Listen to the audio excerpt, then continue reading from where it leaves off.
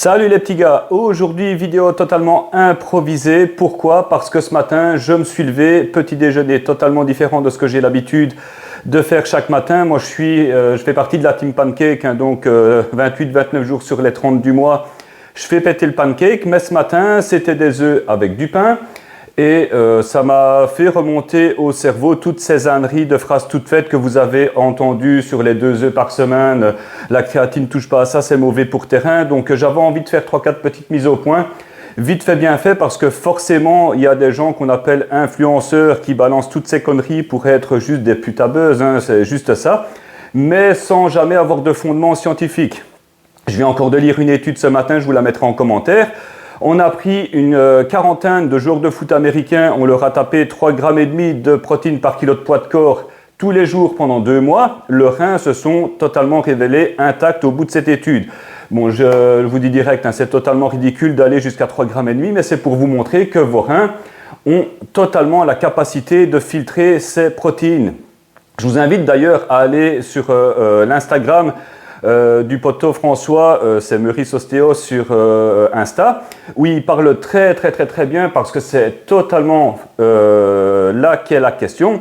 C'est pourquoi on ne tolère pas un excès de protéines, pourquoi on ne tolère pas un excès de cholestérol. C'est uniquement parce que les gars, votre physiologie, elle est naze.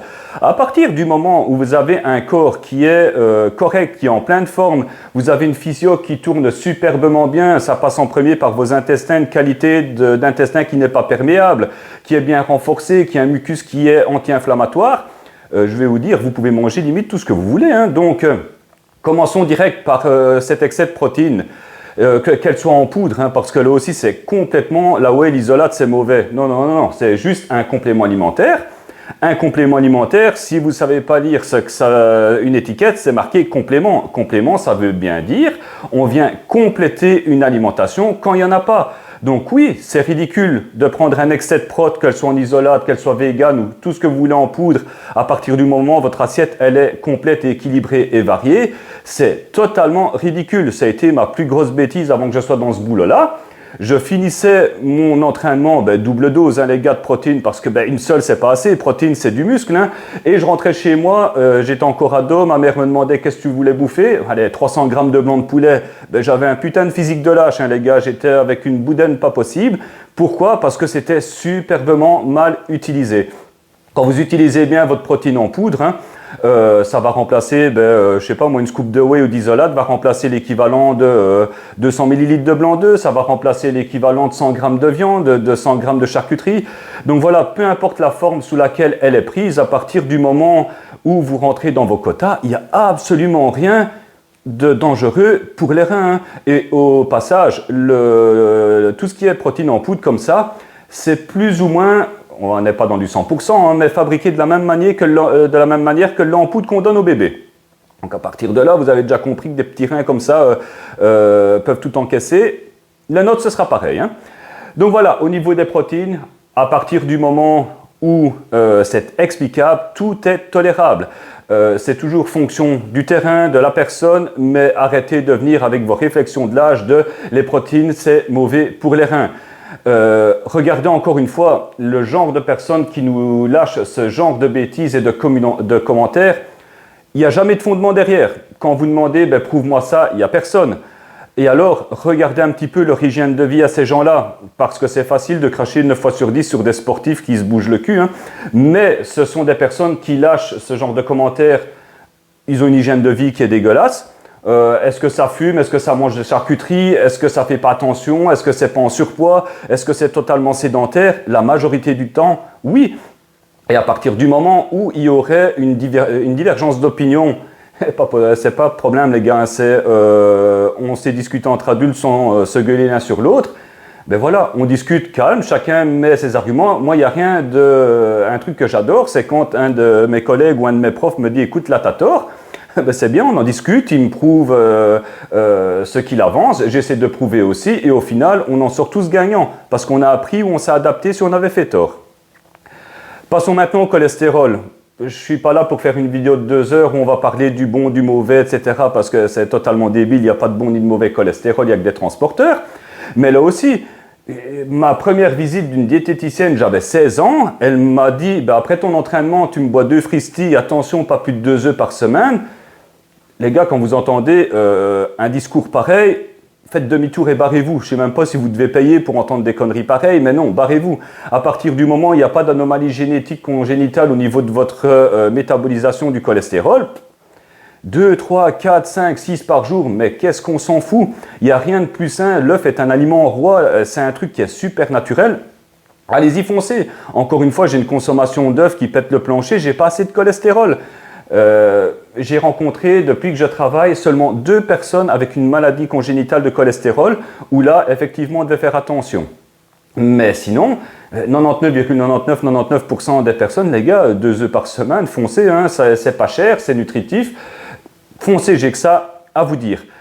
Là aussi, la crédibilité du truc, c'est que, pour revenir à cette diététicienne qui m'avait raconté toutes ces bêtises-là, j'ai été la voir, on n'est pas dans la grossophobie, parce que si j'étais grossophobe dans ce métier-là, je perdais toute ma crédibilité. Mais bon, quand vous êtes reçu par une diététicienne qui doit faire 120 kilos, qui a des belles joues rouges d'alcoolique et qui vous explique comment manger, les gars, vous n'êtes pas à votre place, hein. Là aussi, vous devez avoir une cohérence dans votre discours quand vous entendez des gens qui vous disent des paroles qui vous semblent être des âneries pas possibles, mais à un moment donné, esprit critique. Ayez toujours votre esprit critique. Je vous montre par exemple ma belle tignasse de cheveux dégueulasse que j'ai pour le moment. Je me verrais mal aller avec cette coupe de cheveux-là chez un dentiste, aller lui balancer, ben écoute, tes coups de ciseaux là, ça part un petit peu en cacahuète, mais qu'est-ce que tu fous comme produit? Mais lui pas ça, tu vas avoir ces cheveux, ils vont être dégueulasses. Je serai crédible. Ou on peut aussi parler, par exemple, mes dents. Je suis loin d'avoir la denture dégueulasse de Jacouille, mais j'ai pas non plus le sourire de Miss France, hein, les gars. Donc, je me vois mal aussi aller dire à un dentiste, ben écoute, tu fous quoi là dans le produit, dans la bouche de ta patiente là comme produit, mais tu vas lui niquer ses dents. Non, ben, à partir du moment où quelqu'un vous parle de diététique, d'alimentation et n'a pas le profil de l'emploi, ben à un moment donné, son discours il perd déjà 99% de crédibilité. Donc, on en est déjà là. Le gluten. Pareil, cette mode sans gluten, le gluten c'est dangereux, le gluten va vous tuer. Mais pourquoi à chaque fois c'est tout blanc ou tout noir? Ce n'est que des échelles de gris dans notre boulot. C'est-à-dire que, encore une fois, si votre physiologie le permet, si quelqu'un que je reçois a plein de problématiques, mais aucune n'est en rapport avec le gluten, pourquoi j'irai lui enlever? Après, c'est indéniable. Le gluten, il fait des saloperies, surtout le gluten moderne. Voilà, il met des gens KO techniques. Vous pouvez avoir plein de symptômes d'hypersensibilité au gluten, mais c'est aussi en fonction de la symptomatologie, c'est en fonction de l'anamnèse et de la personne qu'on a en face de soi. J'ai récemment eu une maman qui vient avec sa fille pour une prise de sang vraiment pas bonne. Je lui dis qu'on se revoit dans 6 semaines, le temps qu'elle refasse une prise de sang de contrôle, etc. Mais d'elle-même, elle a voulu acheter à sa fille que du sans gluten. La fille est revenue 6 semaines après avec une prise de sang où elle était devenue prédiabétique.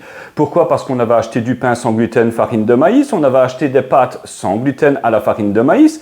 Voilà, quand on veut manger vraiment du sans gluten, c'est parce que sur le fond, il y a un problème de gluten et qu'on veut des produits naturellement sans gluten, comme des pâtes de légumineuses par exemple, des pommes de terre, du riz. Mais on ne va pas se forcer à manger une pâte à pizza sans gluten ou des conneries pareilles, ça n'a absolument aucune cohérence. Mais tout ça pour en revenir au sujet initial.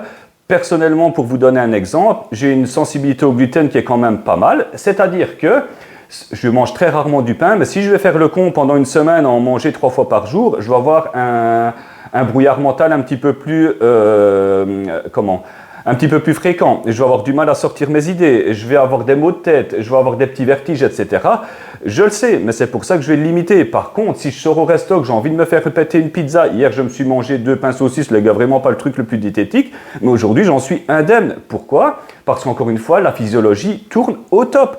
Donc arrêtez de tout généraliser et de prendre au pied de la lettre chaque influenceur qui veut se faire sa petite image en disant le gluten c'est un poison, oui quand la physiologie ne le permet pas, oui quand il y a des symptômes, oui quand il y a une hypothyroïdie qui peut sembler auto-immune, oui quand il y a quelqu'un qui a une fatigue qui est chronique et des petits bobos à droite à gauche, style fibromyalgie, évidemment on va y penser, mais à partir du moment où tout roule, pourquoi le retirer?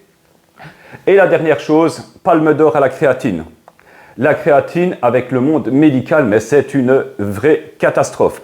Pourquoi c'est inconcevable de prendre de la créatine pour un médecin? En général, c'est souvent les médecins traitants et les pires, les médecins du travail, parce que là aussi, je vous raconte l'anecdote après. Mais on vérifie une insuffisance rénale pour schématiser avec un taux de créatinine dans le sang. Quand elle est un petit peu trop positive, c'est normal, les reins commencent à flancher. Mais ça, c'est pour qui? Pour monsieur, madame qui est en insuffisance rénale, pour mamie qui est en fin de vie et qui prend 56 000 traitements et chez qui on va surveiller que les reins ne sont pas vraiment atteints. Mais à partir du moment où vous êtes conscient que vos connaissances sont dépassées, il faut savoir que le taux de créatinine dans votre sang, il est fonction de la masse musculaire, de votre âge, homme, femme, donc du sexe. Il est variable aussi en fonction sédentaire, nomade, sportif, non sportif, consommation ou pas de créatine. Et voilà, quelqu'un qui va prendre de la créatine va élever son taux de créatinine dans le sang. Pourquoi? C'est son déchet. Est-ce que ça prouve qu'il y a une insuffisance rénale? Ben, pas du tout. C'est aussi couillon que de dire je mange du sucre, je me fais une prise de sang, ma glycémie elle est augmentée. Ben, c'est normal, tu prends du sucre dans ton sang, ça se voit. Ben, tu prends de la créatine, c'est normal, dans ton sang, ça va se voir. Et si tu prends de la créatine, c'est normal que ta masse musculaire va être normalement en forme. Une masse musculaire qui est en forme veut dire quoi? Un petit peu plus de déchets, le déchet étant la créatinine, ça va monter. Est-ce que c'est pour autant que mon patient grand sportif qui s'entraîne 5-6 fois par jour, qui a une masse musculaire du feu de Dieu, est-ce qu'il est en insuffisance rénale? Ben, absolument pas. Et ça, c'est dans 99,9999% des cas. Donc, arrêtez, s'il vous plaît, de faire croire que la créatine, c'est mauvais pour les reins. C'est le complément sportif qui est le plus étudié au monde. Vous pouvez aller sur PubMed, mais c'est des centaines et des milliers d'études sur la créatine en simple et en double aveugle. Il n'y en a aucune qui vient montrer que c'est néfaste aux reins. Encore une fois, à partir du moment où la physiologie tourne bien, ce qui est le cas de la plupart des gens. Si j'ai quelqu'un qui vient me voir, qui n'a plus qu'un rein sur deux parce qu'il a été greffé, transplanté ou tout ce que vous voulez, qui a une insuffisance rénale de base, je n'aurai pas le même discours. Mais arrêtons à chaque fois de dire « tu prends de la créatine, fais attention à tes reins ». J'ai entendu dire que, ça ne veut pas dire que c'est vrai que. Donc encore une fois, je vais en finir là. Ayez votre esprit critique. Regardez toujours de qui viennent les informations, est-ce qu'elles sont vérifiées et arrêtez avec ces fausses croyances qui au final ne vous font faire que quoi? Que reculer. Parce que sinon, ben, les gars, vous mangez une assiette et qu'est-ce qu'on met dedans? Ben, des glaçons qui viennent d'eau qui a été filtrée 36 fois en étant à genoux, en regardant vers la Mecque pour qu'elle soit purifiée au max. Ça en devient ridicule, on ne peut plus rien manger. Faites attention à votre physio. Ayez une hygiène de vie la plus stable possible. Soyez sportif, essayez de bouger un maximum. Mangez des aliments qui sont le plus bruts possible et limitez tout ce qui est industriel et vous verrez que vous en sortirez bien mieux. Et un corps en forme acceptera bien plus facilement les excès parce qu'encore une fois, si vous commencez à regarder à droite à gauche sur Internet, sur les forums, etc., qu'est-ce qui est bon, qu'est-ce qui est mauvais, vous n'en sortirez pas. Donc faites-vous aider par un thérapeute. Ayez une ligne directrice. Pensez absolument que le régime ne marche pas, régime qui soit, peu importe à la mode, ancien, régime soupe, régime chou, régime du con ou autre, il n'y a rien qui marche. Si les régimes marchaient, ça fait 70-80 ans que tout le monde tourne à régime et à chaque fois on reprend. Rééquilibrez-vous. Essayez de vous retrouver une alimentation encore une fois la plus saine et la plus brute possible. Circuit local, circuit court, petits producteurs.